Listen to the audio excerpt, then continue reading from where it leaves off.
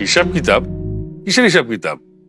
তুই যা নিবি সেটা তো তোরই, আর তুই যা দিবি সেইটাও তোর। এর আবার হিসাব কিতাবের কি আছে? কি কাকা শুনলেন ভাইজান কি কইলো?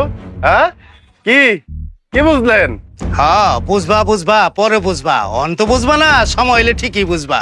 চাচা, যেদিন বুঝবো সেদিন আপনি আইসা কিছু ভর্তুকি দিন কিন্তু। আইছে সে ভাইয়ের বিষয় না। ও জামাল, ভালো মনে করছি। এই যে এই কাগজের মধ্যে তোর দোকানের সমস্ত হিসাব লেখা আছে, কত টাকা জমা, কত টাকা খরচ, সবকিছু লেখা আছে। একবার চেক করে নে। ভাইজান তুমি আমারে টাকা পয়সার হিসাব বুঝাই দিতেছো?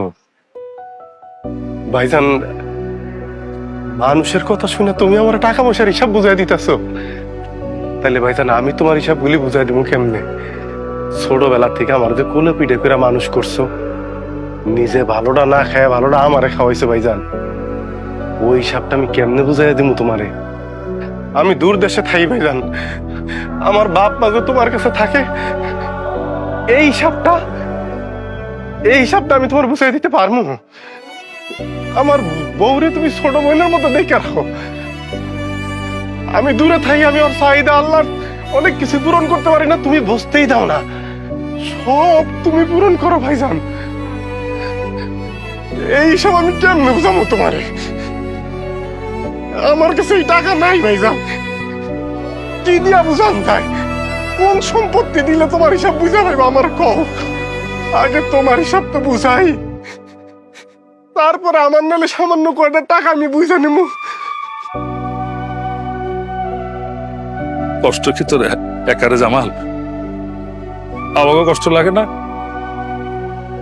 তুই বিদেশ চলে গেলে যখন তোর ঘরে যায় দেখি তুই নাই, তখন মনের অজান্তেই দর দর করে চোখের পানি বেড়ে পড়ে। অনেক কষ্ট লাগে তখন। এই যে তুই বিদেশে থেকে এত কষ্ট করস, রোদ্রে পুরুষ, বৃষ্টিতে ভিজস, শরীরটারে ঝলসায় ফেলাইছিস, ওই তবুও তো কষ্ট পাস না। কষ্ট করে বুঝতে দেস না। তবে মনটা যেন ওই বাংলাদেশের মাটির মতো উর্বর। মনে কোনো কষ্ট নাই, মনটা একটু বদলাস নাই। তুই এখন আমার সেই ছোট্ট জামাল আসস, আমার আদরের সেই জামাল।